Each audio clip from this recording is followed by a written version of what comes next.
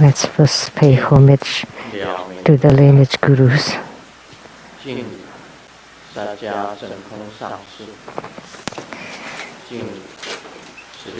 Homage to the Venerable Mang Liao Ming, homage to Master Sakya Zhengkong, homage to His Holiness the 16th Karmapa, and homage to Master Dukten Dorji. Homage to the main deity of Homa today, the Manohara Vasudhara, the wealth-attracting goddess. Sumo Tanzang Gatso Duten Siddhi. All Dhamma masters, Dhamma educators, Dhamma teachers, Dhamma lecturers, Dhamma assistants, rectors of temples and chapters, all disciples present here and over the internet. Good afternoon, how do you do?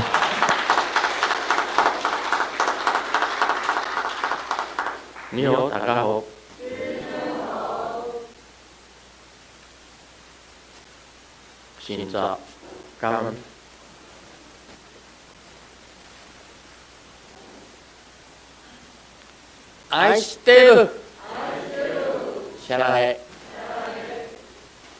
Hola amigo Te quiero mucho Scoin Ichiban Kimochi Jumi Yapi Purin Konnichiwa. Good afternoon. Happy New Year.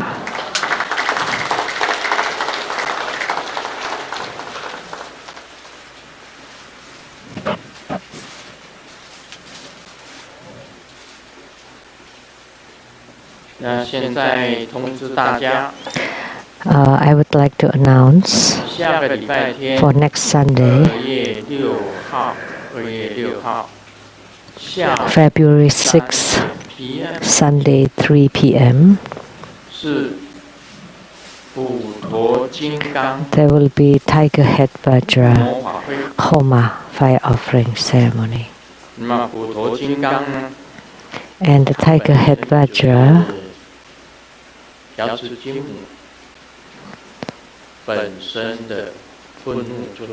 is the wrathful emanation of Golden Mother. So Tiger Head Vajra is the wrathful emanation of Golden Mother. And the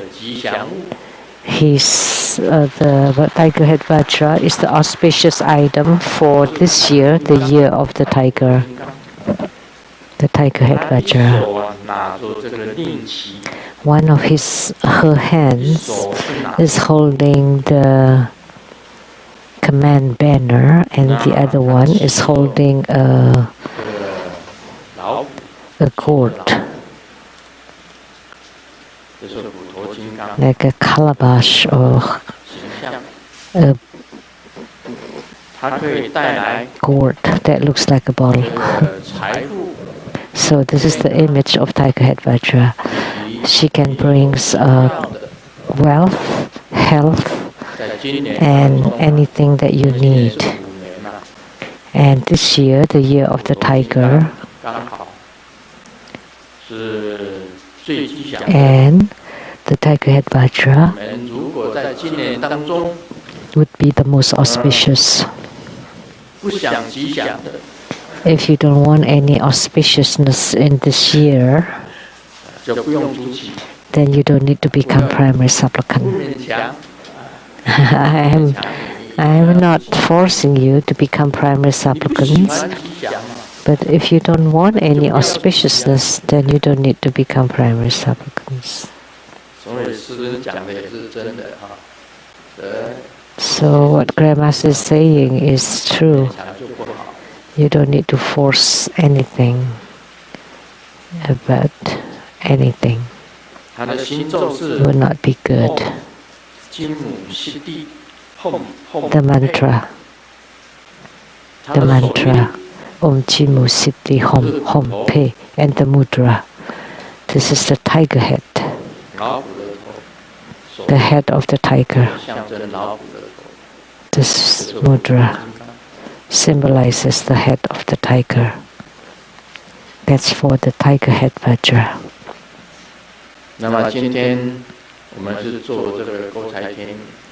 And today we perform Manohara Vasudhara.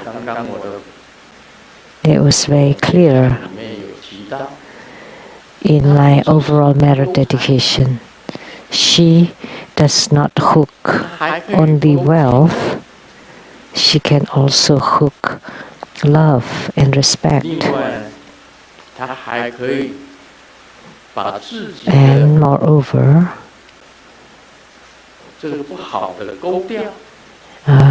she can hook away bad things and to attract good things, attract wealth and good fortune. And today it's raining. It's been a long time since it rained. And today it's raining. And water represents money or wealth. So that's called a spiritual response. One drop is the same as 10 millions. One raindrop, 10 millions. So you can hook wealth, health, and hook away all the sicknesses, and then attract good health, and hook away calamities. And then for Bardo deliverance, it can also hook the Bardo spirits with affinity and Bardo spirits without affinity to be hooked to the Sukhavati. And you can hook great fortune, whatever you need. So whatever you need, you can attract, and whatever you don't need, you can throw away using the Vajra hook. Very useful. And the key formula, you need to turn it 3 times. You need to turn the Vajra hook 3 times.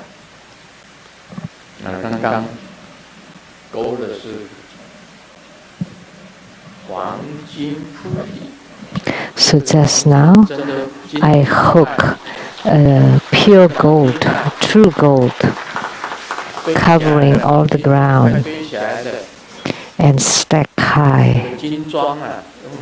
Gold bars. So pure gold bars stack very high. All gold all over, covering the ground. So we hook the true gold, not paper bills, because paper bills are still paper, but the real gold is proof and recognized all over the world.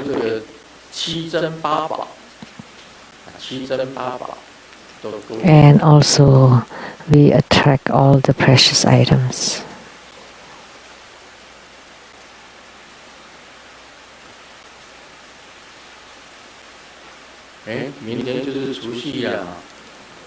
So tomorrow is the Lunar New Year's Eve.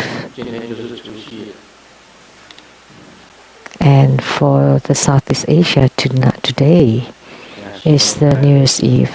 So Happy New Year.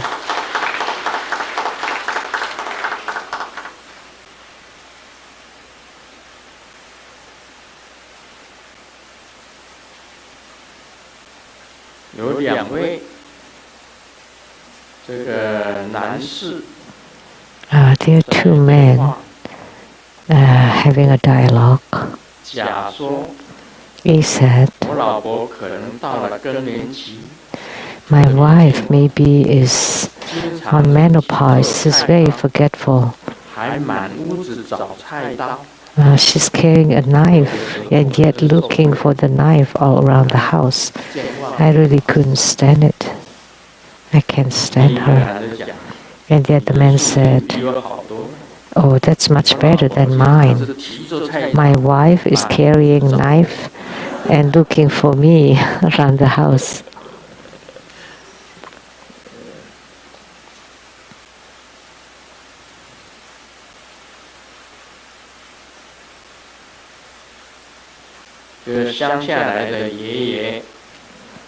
A grandpa came from the village to see the grandson in the city. And then the grandson took the grandpa to eat at the restaurant, and on the wall there is a note that says free Wi-Fi. And so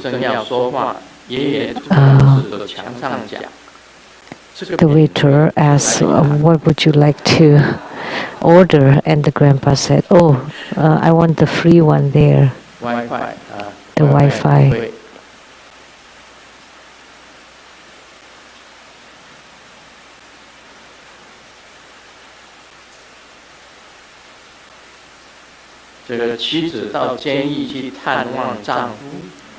The wife went to the prison to visit her husband. "So, how are you doing? Are you suffering?" And the husband replied, "Not so much. It's the same as at home. Not allowed me to go anywhere, cannot drink, and the food is as bad."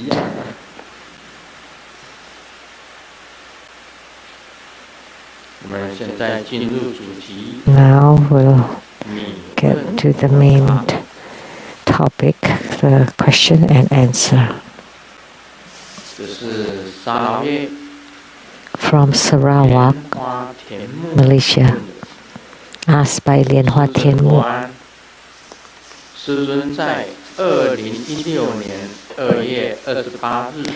On February 28, 2016, at the Freedom Square in Taipei, during the Mahottara Heruka Grand Ceremony, Grandmaster, for the first time, conferred the empowerment of Mahottara 100 peaceful and wrathful deities and deliverance during Bardo through hearing the teachings.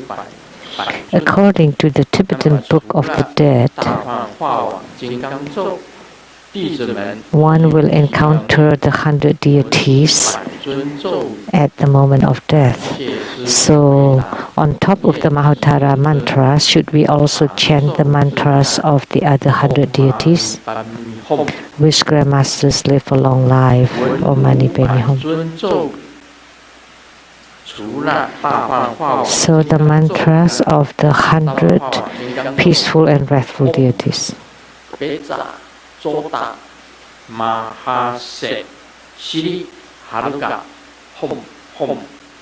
That was Mahottara mantra.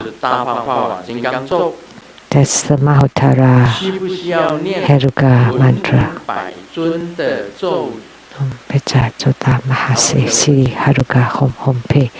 But he asked, should we also chant the mantras of the 100 deities? Should I ask everyone? Is there a common mantra for the 100 peaceful and wrathful deities?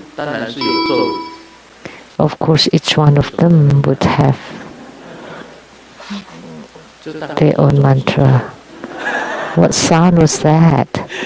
Maybe that's the common mantra. 很简单，问大家一句：你们听过文武百尊的咒语？ So let me ask you a question. Have you ever heard The mantra for the 100 peaceful and wrathful deities. Check the internet quick. 你们有手机很方便的，谈到什么马上就出来。那天我想说，我想听一首歌，叫做《桥边姑娘》，他们马上找到，就播出来。I wanted to hear a song called "The Girl" by the Bridge, and immediately they found it and played it. Because I heard it once at the Rainbow Temple and I liked it. So I thought of it, and they immediately could find it on the internet and play it. So the mantra of the 100 peaceful and wrathful deity.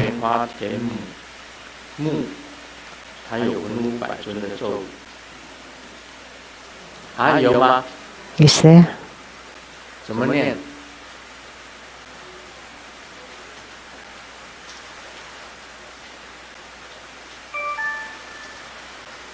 网络上有这个咒语啊。Is there this mantra on the internet? Wow, that's amazing. But I have no cell phones.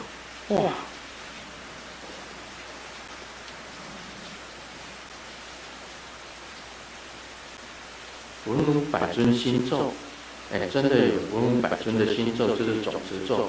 Oh, so that mantra of the 100 peaceful and wrathful deities. That's called the common or general mantra. Om Ahom Bodhidharma Mahasukha Janata De A Om Zero Zero Hom Zo Hom Om Zero Zero Hom Zo Hom 这个厉害，真的有文武百尊心咒。It's incredible. Really, they have the mantra for 100 peaceful and wrathful deities. There may be two mantras. One.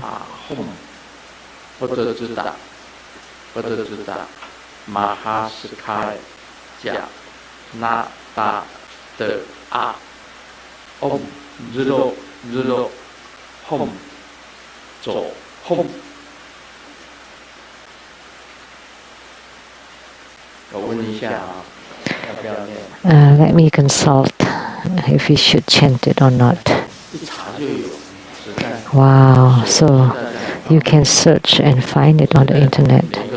That's so convenient on the cell phone, and I don't even have one but me. 请指示要不要念文武百尊的咒。So please let us know if we have to chant the mantra.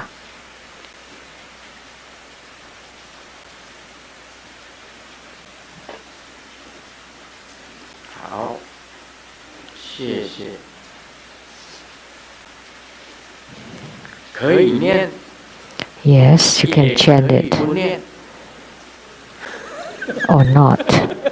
So either way, you can chant it or not. 可以念，也可以不念。因为你念大幻化网金刚。Because by chanting Mahotara mantra, 大幻化网金刚，它里面就是文武百尊。Because inside Mahotara Heruka, they're hidden the 100 peaceful and wrathful deities. So Mahotara is the 100 peaceful and wrathful deities. So if you want to add the other mantra, it's okay too.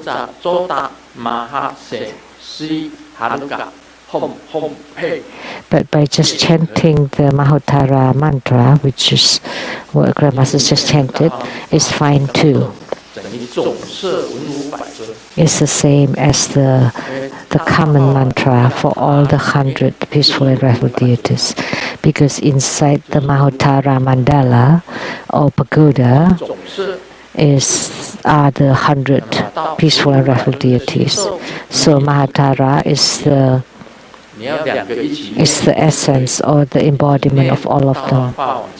So you can either chant both of them or just Mahatara is fine. Mahatara mantra is fine. And my gurus only taught me the mantra of Mahatara Heruka and not the other mantras for the 100 deities. So the answer is complete. So it's fine if you want to chant, you can add it or not. It's fine too.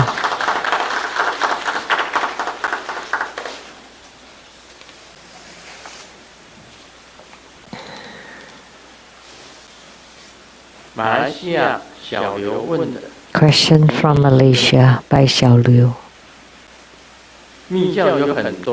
Homage to Grandmaster. In Tantric Buddhism, there are many methods of visualizations to multiply and transform into immeasurable merits, such as mantras for paying homage, for circumambulation, to bless chanting beads, the 1,000 turns of the wheel Dharma practice, as well as in the smoke offering and fire offering. There are also methods to transform into multiplicities. However, in my opinion, these do not quite matter because the key is in the generation of one's bodhicitta. Is that right? So he thinks they don't quite matter. Mantras for paying homage, circumambulation, to bless chanting beads, the 1,000 turns of the wheel, smoke offering, fire offering. They are methods to transform or to multiply. But that doesn't matter because the key is in the generation of bodhicitta. Is that right? I would say yes.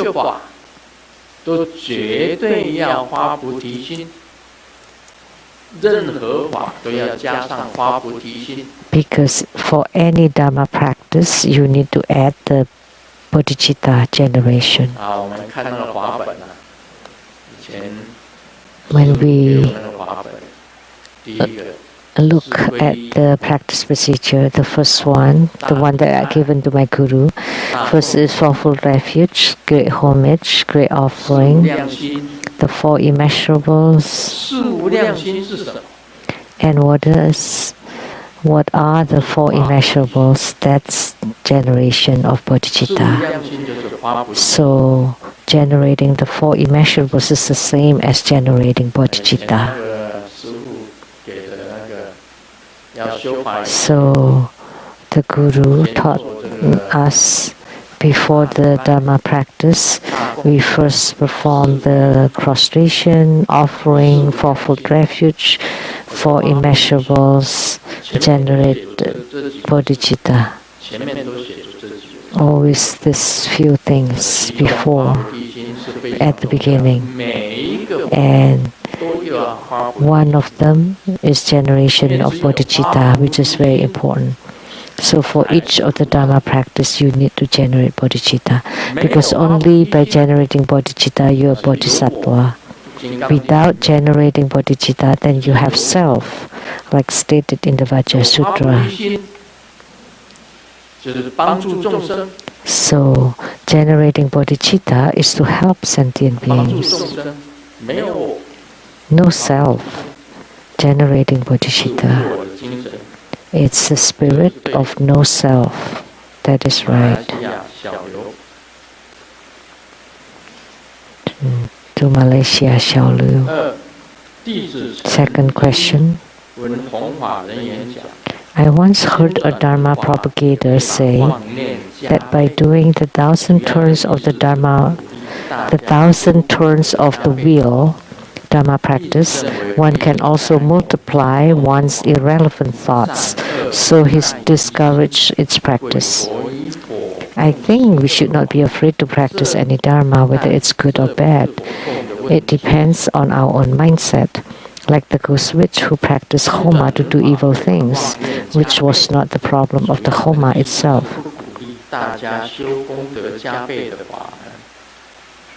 密教跟一般的佛教稍微有点。Tantrayana is somewhat different from other schools. Is here because you can multiply it. You can enhance it. Because in Mahayana it was mentioned that to attain Buddhahood you need 3 great asamkhya kalpas. But in Tantrayana, you can complete it in 1 lifetime. Because in Tantrayana, you have the 1,000 turns of the wheel. So by practicing 1 time is the same as 1,000 times. By chanting 1 mantra is the same as chanting 1,000 times. So you multiply it and you increase it over and over. And that's Tantrayana, but not in Mahayana. If you make an offering, that's it. They don't visualize it to become from 1 dot to become 1 plane, or to fill the whole dimensions, the whole cosmic space. That's how you do offering in Tantrayana. So you continue to multiply them. Therefore, spiritual cultivation in Tantrayana is faster. And that's the reason why. So Dhamma propagator said that the 1,000 turns of the wheel can enhance your irrelevant thoughts because you don't have kind hearts. You don't generate bodhicitta. So, but it's said here, generation of the bodhicitta is very important, and you multiply it.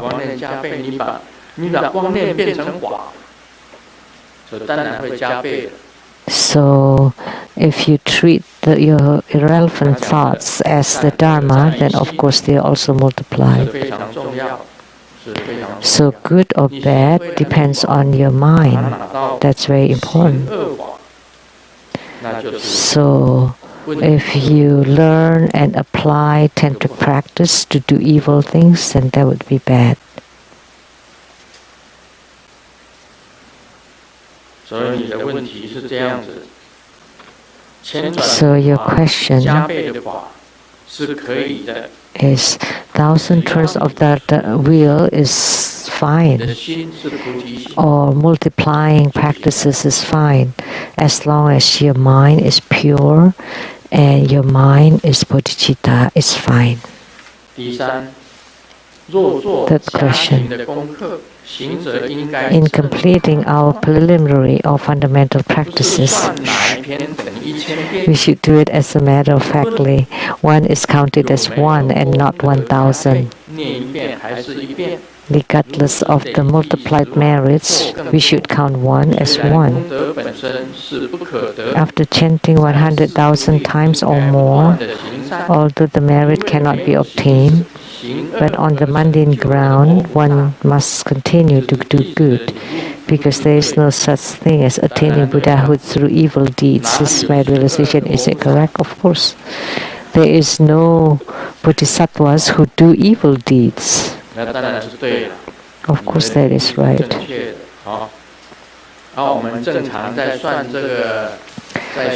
So when we count, some people use some counters. When they chant the Buddha's name, 1 is 1. And don't think about the merits, but you still do the 1,000 turns of the wheel. That is okay. But you don't worry about the merits. And 1 is still counted as 1.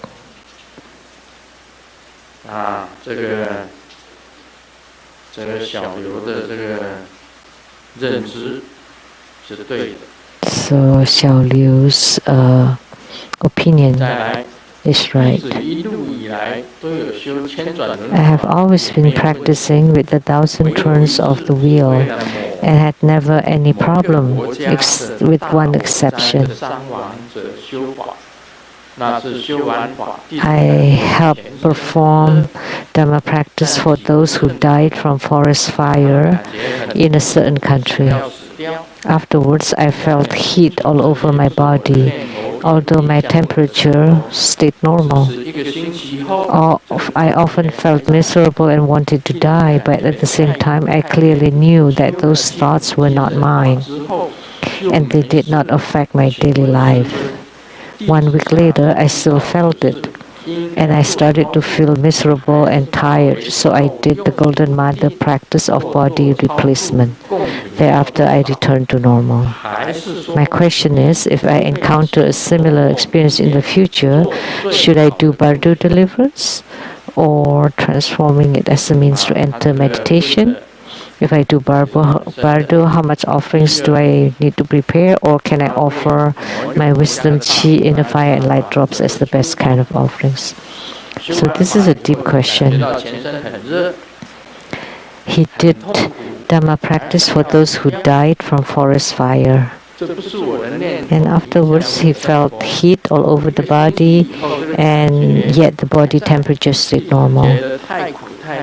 I felt miserable and wanted to die. At the same time, I clearly knew that those thoughts were not mine and did not affect my life. And then a week later, I did the Golden Mother body replacement practice. So you should have done it as soon as you feel miserable. You don't have to wait 1 week later. You should do the Golden Mother's practice of body replacement right away. Or you can do the Golden Mother practice of body replacement immediately after you do the practice for those who died from the forest fire, which means you transfer the calamities to your Yidam or Golden Mother, and you let the cosmic space to handle it, to burden it, and because it's emptiness, so it's transformed into nothing. So if you encounter the same thing in the future, you should do the Golden Mother's practice of body replacement. That would be right. Because by doing Golden Mother's practice of body replacement, then you alleviate the replacement. You don't have to do Bardo deliverance, because if you do Bardo deliverance, who knows, maybe many more would come. Or transforming it as a means to enter meditation. It's better if you perform Golden Mother's body replacement practice first. And how much offerings do you need? Like if you do Bardo deliverance, there would be countless. Or should I offer the wisdom, chi, inner fire, and light drops as the best kind of offering? Wisdom, chi, inner fire, and light drops can be used as offerings. However, it is best the one that can alleviate your disaster is to do Golden Mother's practice of body replacement.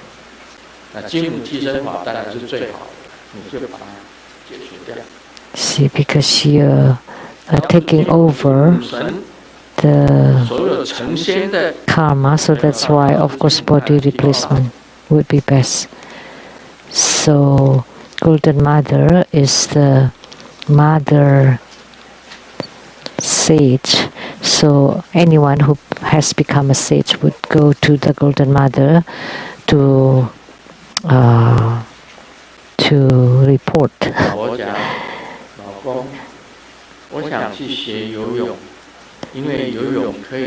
To check in, to register, to check in.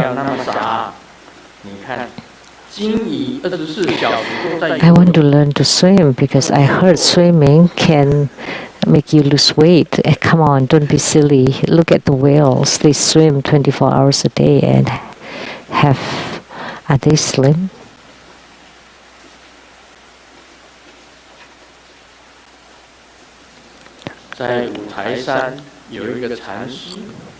There's a Zen master at the Mount Wutai who took in a 3-year-old novice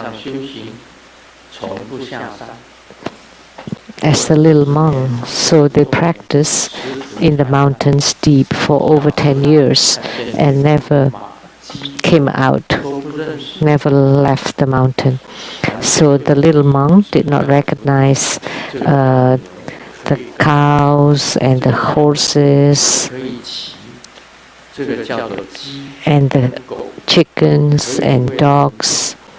These are cows can work, the horses can be ridden, the chicken can crow, call you to wake up, and the dogs can watch the house. And then there's a beautiful girl is walking by, and the little monk asks, "So what animal is this?"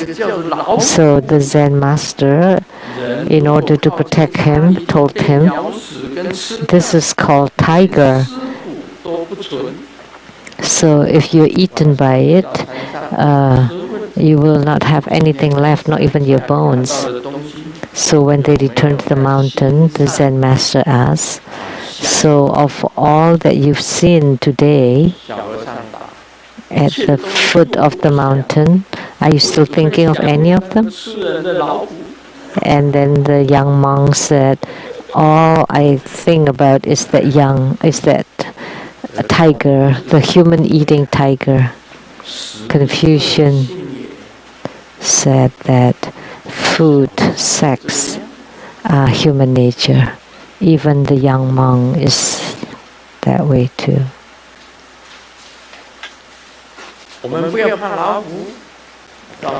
So, but we shouldn't be afraid of the tiger. There's nothing to be scared of. Just treat the tigers as the lizards. It's in Chinese. It rhymes, they rhyme.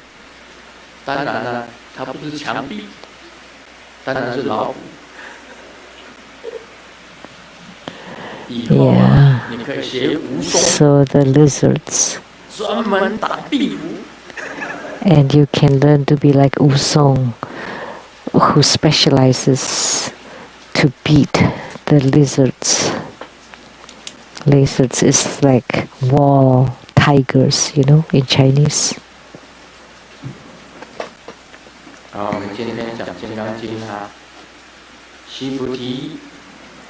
Now, today we will talk on the Vajra Sutra. Subhuti, I recall during the countless Asamkhya Kalpas before Dipankara Buddha, I made offerings and served 84,000 trillion Nayutta Buddhas without fail. In comparison, if there is a person in the Dharma ending era who can read, recite, and uphold the sutra, his merits will exceed my merits from offering to all the Buddhas for more than 100 times, 1,000,000,000 times, or even beyond any measurement. Subhuti, there may be someone upon hearing my statement on the merits of a good man and good woman who recite and uphold the sutra in the Dharma ending era, who would become utterly confused, suspicious, and in disbelief. Subhuti, know that the meaning of the sutra is inconceivable, and its reward is also inconceivable. This was spoken by Sakyamuni Buddha. Subhuti, every time the Buddha was giving Dharma teachings, whichever disciple asked him question, he would call on the disciple's name. He recalled during countless Ashamka kalpas before, Dipamkara Buddha, or the burning light Buddha, I made offerings and served 84,000 trillion Nayuta Buddhas. That's 10 to the 140th, so that's uncountable. So made offerings and served all these Buddhas without fail, so that they would be satisfied, never miss a Buddha.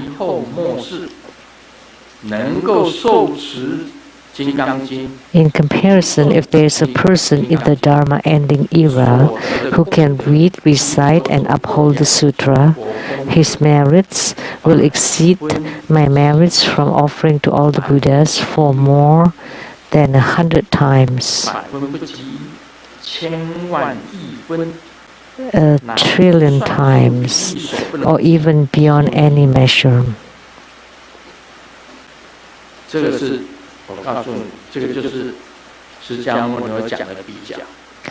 this is the comparison spoken by Sakyamuni Buddha.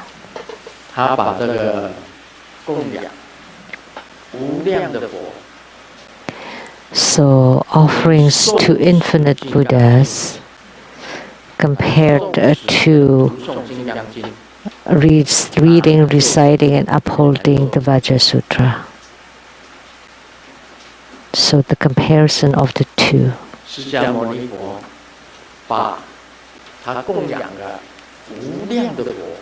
Sakyamuni Buddha had made offerings to infinite Buddhas, and in the later era, there is a person who can uphold and recite the Vajra Sutra, and the merits of each of them were compared. So it's like 1%. So offerings to infinite Buddhas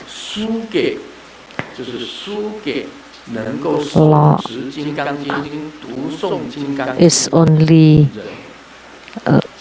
is less than the one who can uphold and recite the Vajra Sutra. But the key is in the upholding, as I have said before. Why? Because you do have merits by offering to Buddhas, but you can count it. But upholding the Vajra Sutra, it's impossible to count or measure them. Measure the merits and pay attention. There is a comparison here. Sakyamuni Buddha in his past lives have made offerings to many Buddhas, all Buddhas, never missing one. He offered to all the Buddhas. And I uphold the Vajra Sutra, read and recite the Vajra Sutra, and comparing the two, the issue here is in the comparison.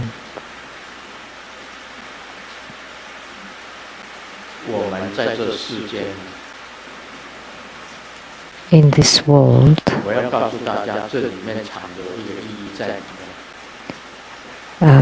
here there is a meaning hidden in it. Very few people will ever mention it. See? But let me tell you, please don't compare.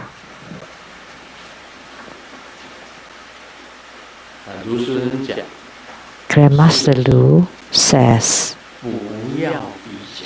do not compare. 4 Chinese words. By all means, never compare. Why do you want to compare? Because comparison is the source of all afflictions. Because once you compare, there would be self. Because only when you have self, you would compare. If you have no self, whom would you compare with?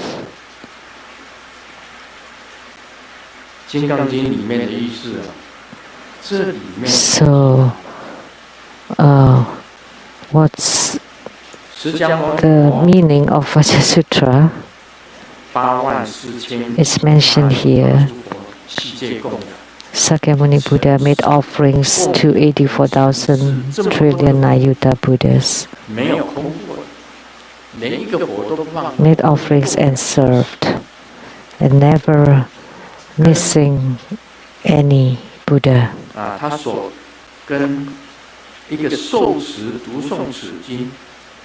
Compared to the one who uphold and recite the sutra,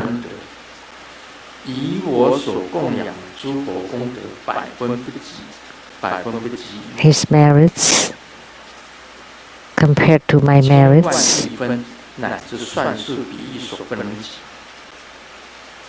is more than 100 times, 1,000,000,000,000 times, or even beyond any measurement. So Sakyamuni Buddha was talking about comparison. I'm not telling Sakyamuni Buddha, but I'm telling you, do not compare. How can you compare? And comparing is the source of afflictions.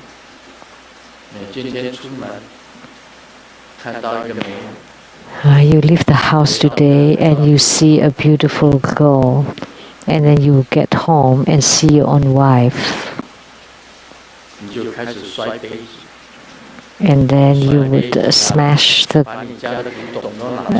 glasses, and then you would throw your antiques, but not antiques, they're expensive, just throw something cheap. Why? Someone is so beautiful, but why is my wife like this? Then you would feel upset. You cannot compare.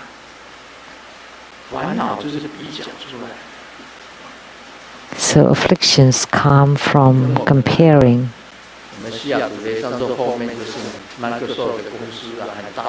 So behind our Seattle temple is Microsoft Corporation, which is getting bigger and bigger. It bought all the lands around it. When I passed by it, before we even built the Seattle temple, I have said it that whoever bought this piece of land would become the richest man in the world. It has a good geomancy. It's a land belonging to the richest man in the world. We are down the hill, but up the hill is Microsoft. And if you're comparing to Bill Gates, it would be comparing that second one to the chicken drum stick. How can you compare? For him, he would just spend trillions or billions of dollars for his charity. So when he found Africa to be poor, he donated billion of dollars to raise chicken there. He did not know that the chickens came from Africa. But whenever he spent, he would spend billions of them, $1 billion of them. And our Sung Yan Lu Foundation has spent I don't know how much money right now. Perhaps a few $1 million. But for him, it's like hundreds of millions or billions of dollars. How can we compare? How can we compare? Whenever they give, that's billions, but for us it's just million. How can you compare? If you compare, you would be so upset. You can't compare with others.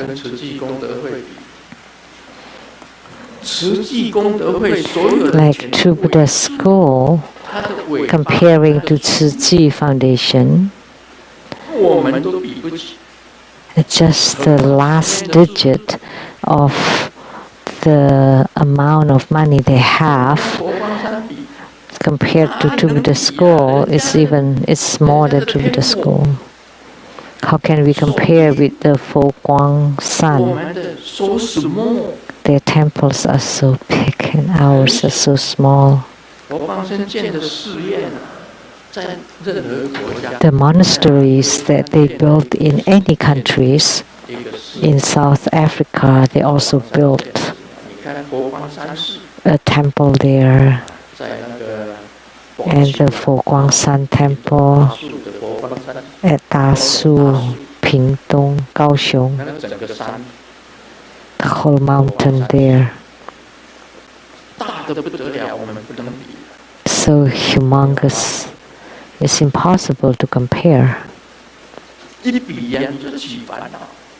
As soon as you compare, you would be upset, miserable. And look at the Zhongtai Zen temple. If you visit there, you would see many antiques there.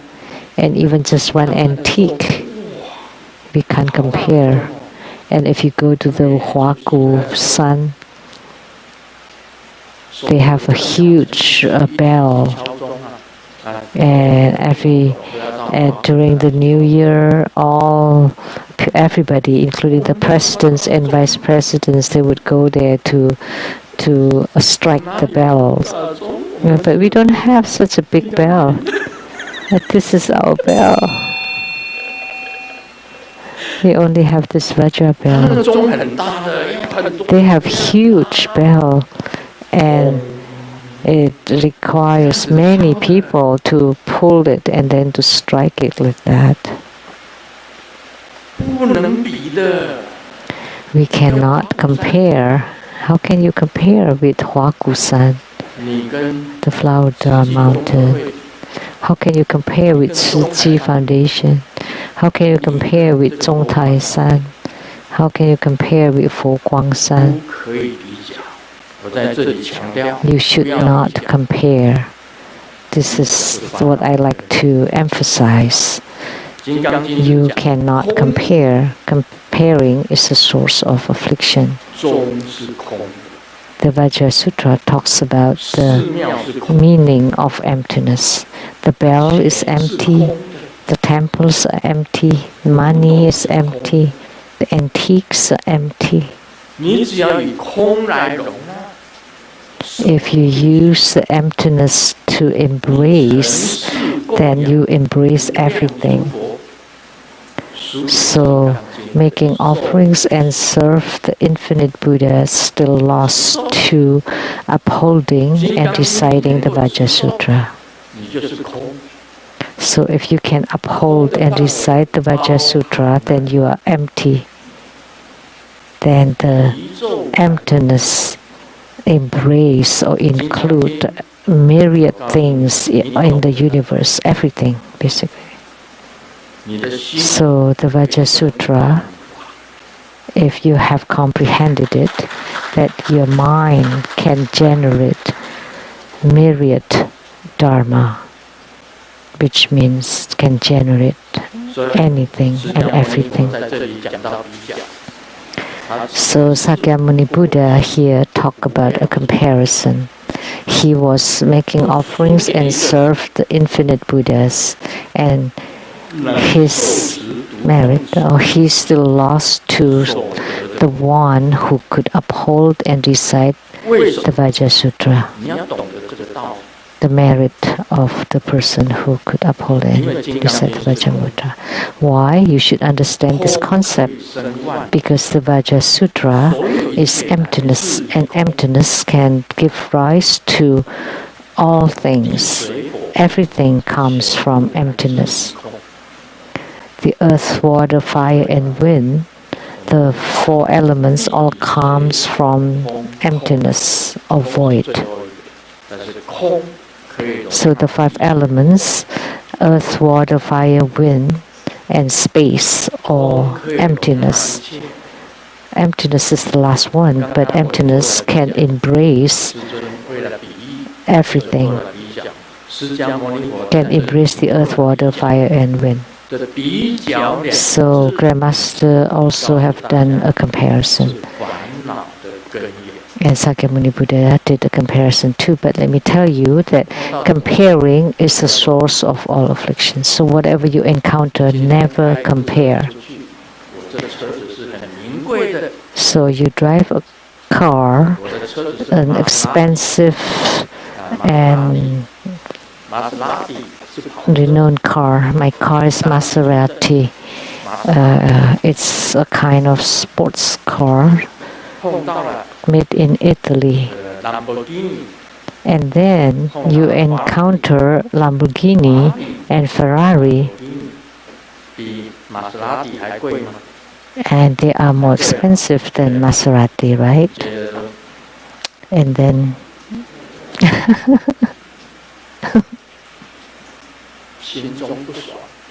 and then you feel unhappy, you're upset. And if you encounter a Japanese car, Honda, Infiniti, or Suzuki, or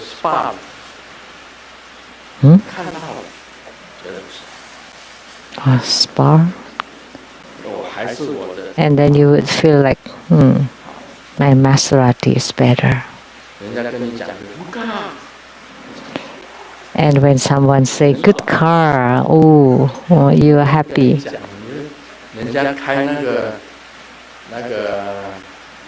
And someone's driving Lamborghini just passes by you, then you would. That's a small comparison. As soon as you compare, then you would be afflicted, whether you would be happy or upset. So we should know never to compare.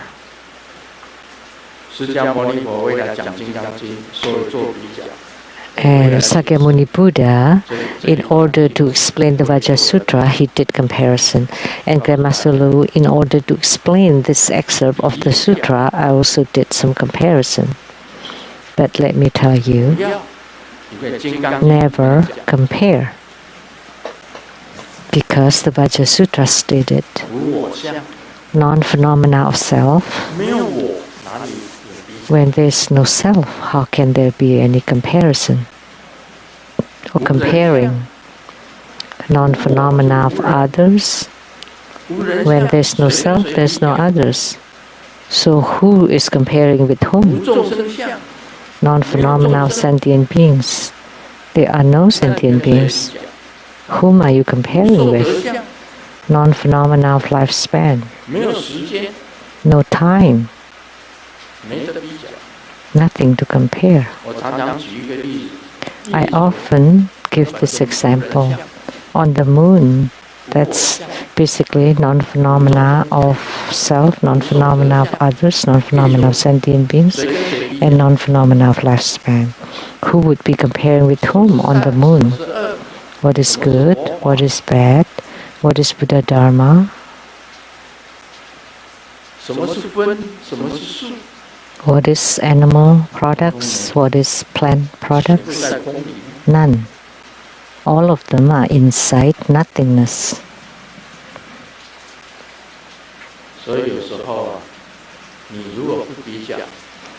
So sometimes, if you do not compare, you would be at peace and at ease. And you uphold and recite the Vajra Sutra, and you comprehend the meanings. And from then on, you comprehend emptiness. You realize you are understand emptiness, and that is enlightenment. But if you actualize and realize this emptiness, then you would become a sage. That would be the greatest, because you have no more afflictions, no merits, no afflictions, no merits, no more attachments. What are you being attached to? No more attachments.